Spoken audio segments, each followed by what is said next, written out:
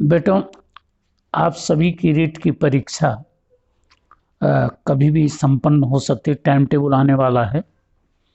इसमें ध्यान रखें कि जो पाठ्यक्रम हिंदी का दिया गया है वो चाहे लेवल 1 का हो, जो कक्षा 1 से 5 तक का है, या लेवल 2 का है। इसमें जो प्रश्न आएंगे उसके लिए थोड़ी सी आपको सावधानी रखनी है। जो दिया गया है पाठ्यक्रम कि एक अपठित गद्यांश में से निम्नलिखित व्याकरण संबंधी प्रश्न अथवा एक अपठित गद्यांश में से निम्नलिखित बिंदुओं पर प्रश्न।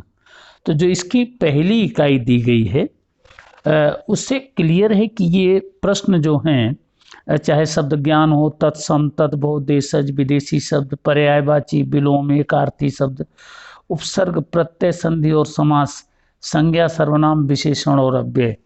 तो इसकी जो पहली इकाई है इसके प्रश्न सैद्धांतिक नहीं आएंगे, व्यावहारिक आएंगे। और इसलिए थोड़ा सा ध्यान रखें कि आपको जानकारी रखनी होगी और उस जानकारी के आधार पर आपको पहचानना होगा। तो शब्द ज्ञान में ध्यान रखें, केवल तत्सम, तद्भव, देशज, विदेशी शब्द ही नहीं होते, बल्कि अर्ध तत्सम शब्द भी होते हैं और देशी शब्द भी होते हैं।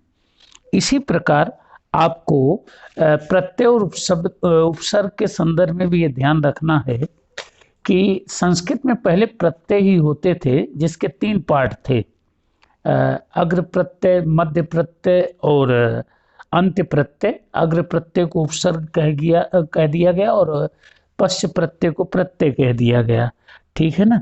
लेकिन मध्य प्रत्यय का जो विलोपन किया गया वो आपके लिए सरदर्द हो सकता है, क्योंकि ऐसे शब्दों को पहचानना आपके लिए थोड़ा मुश्किल होगा। जनक से जानकी, दशरथ से दाशरथ, कुंती से कौंते या वसुदेव से वासुदेव। तो इसी प्रकार कुछ उपसर्गों को लेकर के भी आपको परेशानी होगी, जैसे मूल प्रत्यय उत है या उद है, समझे ना। मूल प्रत्यय दुर है या दुष है, तीनों सा लगते हैं उसमें। तो संस्कृत के साथ अब हिंदी में विदेशी और हिंदी के अपने उपसर्ग भी प्रयुक्त हो रहे हैं। और इसी में एक गलती हो जाती है जब हम थोड़ा सा विसंगतियों पर ध्यान नहीं देते हैं कि नीति धनिक से नैतिक बनता है, लेकिन राजनीति धनिक को भी लोग राजनैतिक बनाते हैं, जबकि राजनीतिक शब्द बनेगा।